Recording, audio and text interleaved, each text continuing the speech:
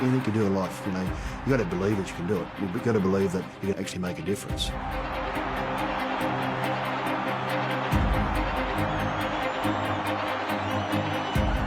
Colossus that would always rise to the challenge. Here's Meninga on the fly again. Meninga will go into the corner. A centre in Australia's team of the century, he was a juggernaut, a human wrecking ball, and one of the most formidable players in rugby league history. Now look at this run from Meninga. He was strong, he was tough, and he was very fast. Meninga, they can't stop him from there. Whether he was playing for club, state or country, he was unstoppable. Here's a chance, Mal Meninga. Oh, what power, what size. Damaging in defence. Oh no, the big tackle coming in. But above all, he was an inspiration, a true leader of men. Getting Albert with him. Back it goes to Meninga. Albert Meninga try. Meninga scores. What a try. Meninga. Cometh the hour, cometh the man. Captain Mal Meninga scores one of the most famous tries in Test match football. He's one of the greatest players that ever played the game.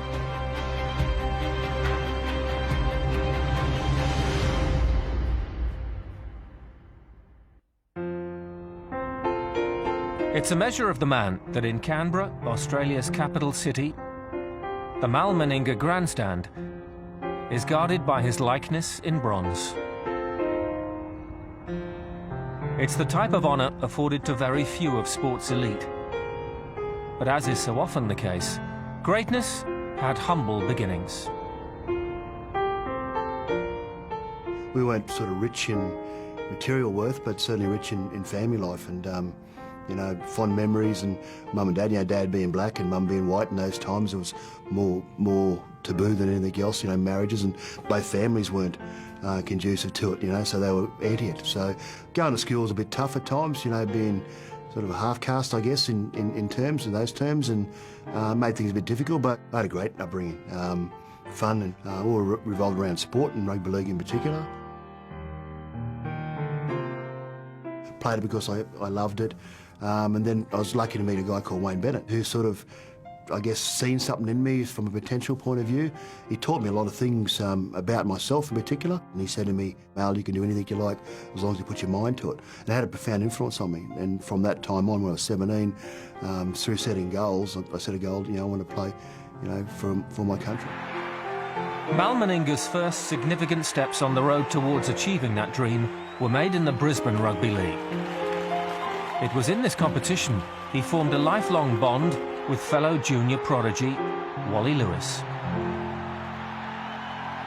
One time, and Mal knows the story very well, I was playing here at Lang Park, as it was in the old days, and he ran into me and he just hit me with a prime elbow, flush on the chin.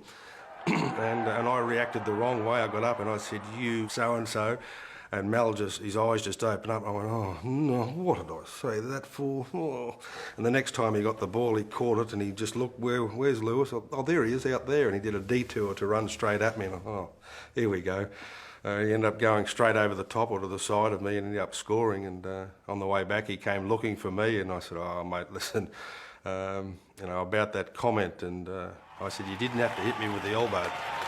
We were both at fault there, but the more that we got to know each other over the years, those insults certainly disappeared and were replaced by compliment. When you're playing against Mal, just leave him alone. If you're going to go out there, don't tease him, don't upset him, don't bring race into it or anything like that. Just run out there and say, "G'day, Mal, what's happening? A couple of pots after the game, mate, a bit thirsty tonight. It'll be good. Just don't upset him." Meninga and Lewis's friendship was forged playing in a competition perceived to be weaker than that in the largest city of Sydney. Brisbane was the poor relation. No one considered it a tough competition, but it was a tough competition. We never get recognised. You had to come down to Sydney to prove yourself, really. The exodus of Queensland talent to the New South Wales competition meant that representative fixtures between the two states were horribly lopsided. Many of Queensland's finest would be wearing the blue of New South Wales. One of the most unique things I remember about representative football in the late 70s here in Queensland was that most of the players here probably thought you were unlucky to get picked in the Queensland side. You get picked in the Queensland side prior to Origin. you never really thought in the back of your mind you had a chance of winning. Mal and Wally were to become instrumental figures in changing that perception. On July the 8th, 1980, Mal's 20th birthday, the pair teamed up with a host of New South Wales-based Queenslanders who returned to represent their home state. State of Origin was born.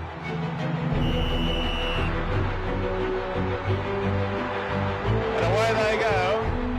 And when Origin come along, and then our players came back from New South Wales and played in our side, that game was the catalyst for the self-belief that, you know, you put a maroon jersey on, you beat those dirty Blues. Mal played his part in the first Origin. He kicked a record 7 goals in the match, which proved to be the difference between the sides. What those guys did in those early games was enormous, and if it hadn't happened that way, if they hadn't have been instantly successful, the State of Origin wouldn't have developed as it has. During 5 golden years for Queensland, Mal Meninga and Wally Lewis became the cornerstones of the team. They came to embody State of Origin and ensure the long-term success of the concept, now one of the fiercest rivalries in world sport.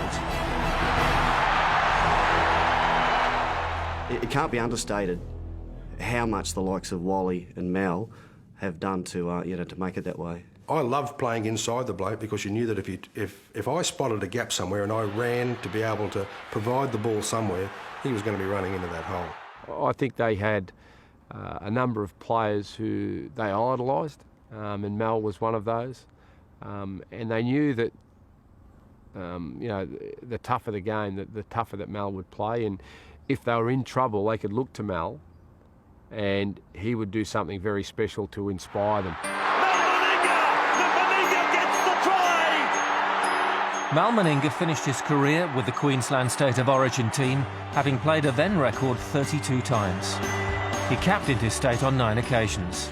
He holds the current record for most points in Origin at 161, and he was chosen in the Queensland Team of the Century.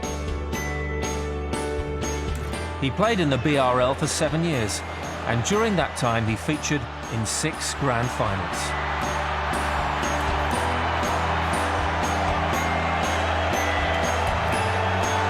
In the off-season, in 1984-85, Mal accepted a contract with St Helens to play in the English Rugby League. He scored 28 tries in 31 games, becoming an instant favourite amongst the British fans. He said goodbye to the Saints with a league title, having gained a truly international profile. In 1986, he made the journey south to face the challenge of the Sydney competition, having signed with the Canberra Raiders. That was the biggest signing, and still to this day, the biggest signing the Raiders have ever made, and that was the catalyst for all of that success at the Canberra Raiders. And I think most people would say that with a lot of confidence, that that's exactly how it played out. John Ferner was the coach. I didn't want to live in Sydney. They're on the up. I think their first grade year before just missed down or played off for the final 5.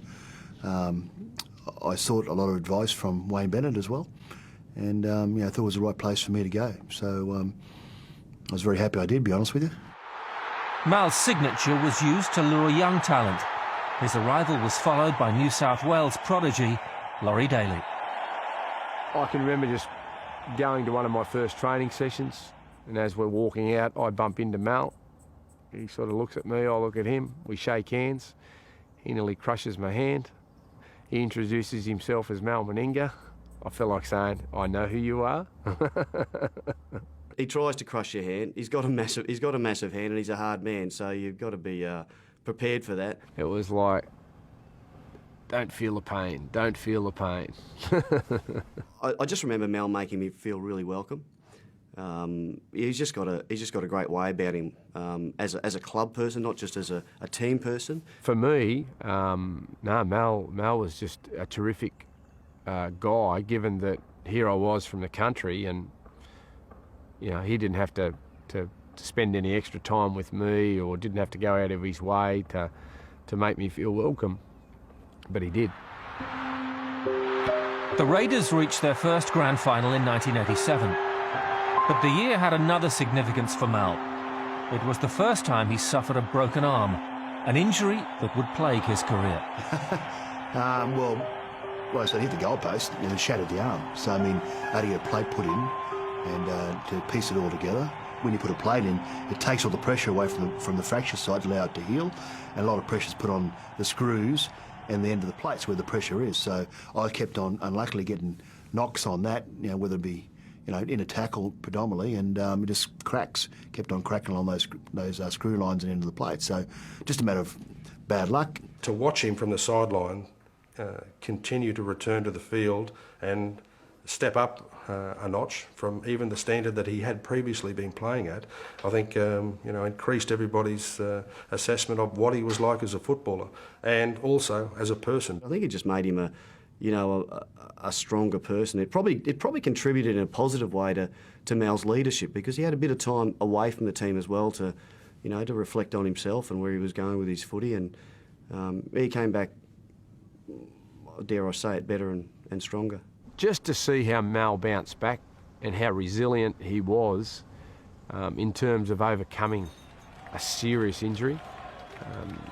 I think he may have broke his arm 3 or 4 times. His desire to get back out there on the field, I think that galvanised the Raiders. In 1989, with the Raiders building towards their golden era, coach Tim Sheens awarded the captaincy to Meninga. I was still in the recovery period with my broken arm, and it wasn't until early in the season I got my opportunity to play again, and Tim just felt that it was time to give me the captaincy, and I was ready. It was time for me. I was 28 years of age, and of all that experience, I did coach or captain the south side in Brizzy in 84, didn't enjoy the experience, too young, wasn't ready for it, but I was ready for it in 89. I don't think it changed anything about his game. It can do that.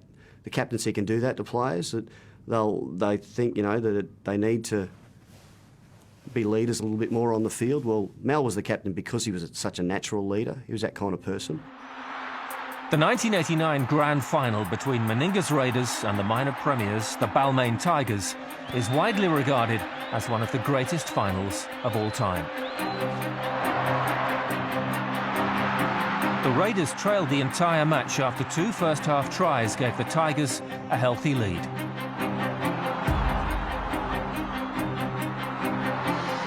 The inexperienced Raiders outfit, under the first year of Mal's captaincy, looked destined to suffer the club's second grand final defeat.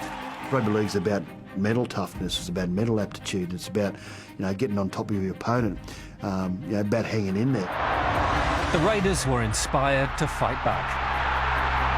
The game was to become a defining moment in the career of Mal Meninga, both as a player and as a captain. When you needed something done, Mal was always the man who did it. With the Tigers leading by a point and bombarding the Raiders' line late in the game, a try would have sealed the premiership. But Mal stood up and led from the front. Some massive plays from Mal. Yeah, that ankle tap on McNeil, that was enormous. That was game over. If Mal doesn't lunge and make that ankle tap, game over. They score, they're too far ahead. As the clock ticked down, 1 point would have been enough for the premiership. But again, Meninga was there to spoil it for the Tigers. With moments remaining, Mal watched on as the face of the Raiders' season hung in the air after a kick from Chris O'Sullivan. Well, I thought Chicken should have just went for the line, but he stepped off his left foot 4 times to score near the post, you know. And then afterwards I kissed him because I'm a goal kicker, I'm hopeless at goal kicking. I just kicked as quick as I could. Now, I don't want to think about it. That comes with experience, don't it? You know, you just put the ball on that sand as a toe poker and just kick it as quick as you can. Don't think about it, you know, and make sure it goes. It went through the sticks and, you know, 4-0. The Raiders had pulled off a brilliant comeback. They'd recovered to level the scores and take the game to extra time. With the match still in the balance, the Tigers tried to work the ball out from their own half when Meninga swooped. Meninga, he's offloaded the pass away to Jackson. Jackson, oh, he could have put the pass away, he might need to. Jackson, oh, the arm out and scores! It was Mal's try, wasn't it? You know, he's tackled, no, he's not tackled, no, he did that try, you know, so fantastic. As the siren goes, and the Canberra Raiders have won the grand final quite incredibly. Emotionally, it was the best time I've ever had in rugby league. You know, emotionally, it's all those years of preparation that goes into to win the premiership. You never, I mean, again, it's about that success in the Sydney competition, win the premiership, captain that footy side, back of 4 broken arms, you know, all the trials and tribulations to get there. Was, you know, it was the most emotional I've ever been. I broke down and cried, and I'm not ashamed of that. You know, it was just it all poured out. It was a highlight of my football life. Mal Meninga. There are tears of joy from Mal Meninga. He'd played for Australia, played for Queensland, and to see him crying after that game, you just knew what it meant. And for him to overcome his broken arms and overcome people writing him off, it just shows you what a true champion he was. It was just pertinent that Mal Meninga was the man there, the player who was the catalyst to the success of that club in a very successful time, that he was actually out there as the leader and he was holding up the trophy and, you know, shedding a lot of tears on television, and it was just right. Mal Meninga.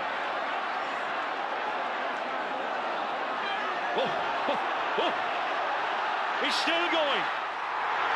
The following year, after inspiring the Raiders to another premiership, Mal's leadership skills were recognised by the national selectors. He was given the country's greatest honour for a player, the captaincy of the Australian team. It was just, you know, the evolution of Mal going on to become the Kangaroos captain, regardless of whether you played for New South Wales, Queensland, whether you played for Parramatta, St George, the Broncos or Canberra Raiders. Mal Meninga was a guy that you respected. By the time Mal took over as captain, he'd already represented Australia for 8 years, during a period of great dominance for the country. In that time, Mal had played 22 test matches and only lost twice. Australia had not lost a series in Great Britain for 31 years, and in 1990 it was Mal's responsibility to ensure it stayed that way. Unbelievable reception for these guys, heroes at Wembley. They will become something of godlike if they can win the Ashes at Old Trafford. In a 3-game series, Australia were 1-0 down. Another defeat would see Great Britain win the series for the first time since 1970. Pressure was on, and you know, here I am, captain of the footy side, and you know, it's all rested on my shoulders.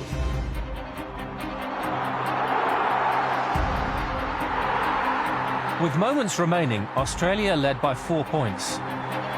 They'd done enough, it appeared, and were destined to level the series.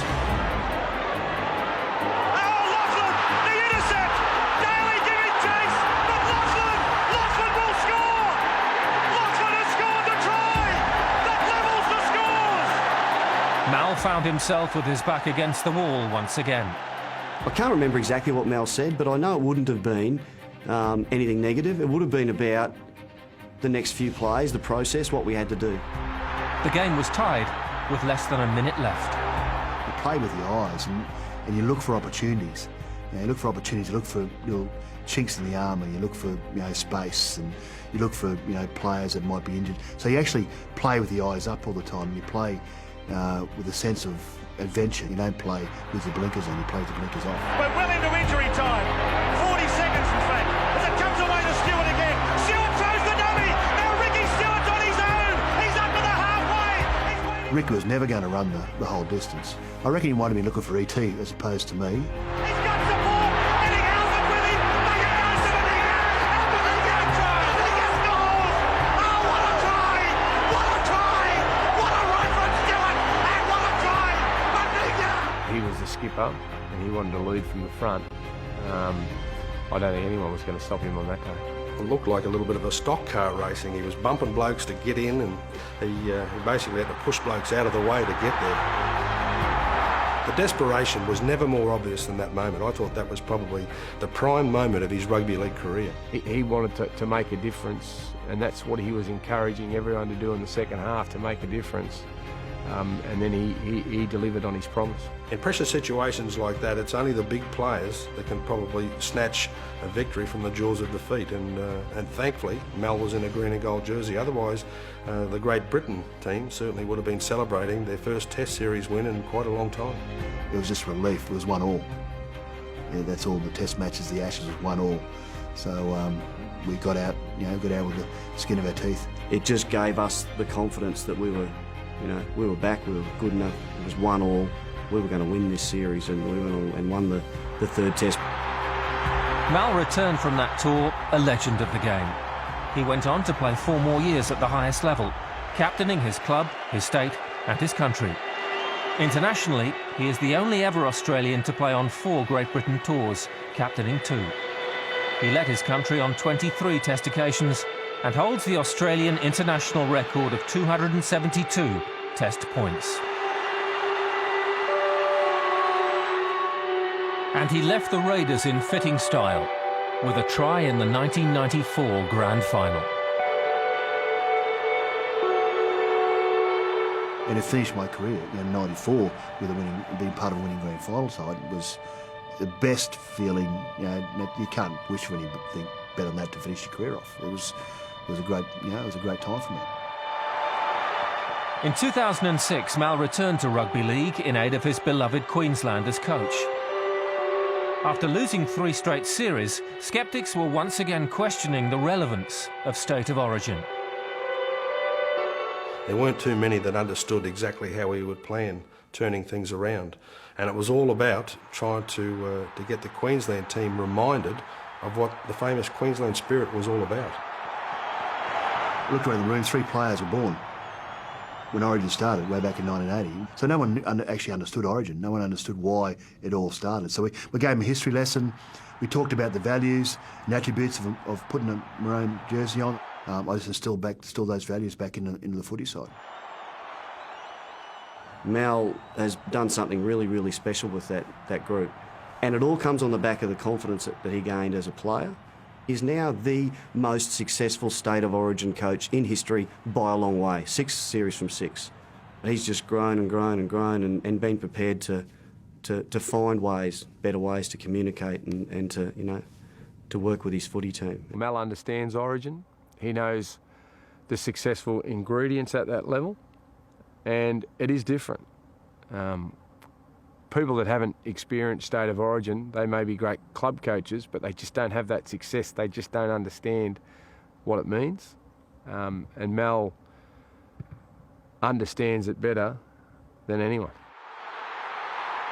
The first thing you've got to get out of players, and the players have got to get out of themselves, is to know themselves and to impart and to make sure that they're prepared really well individually before you can actually do anything about the team.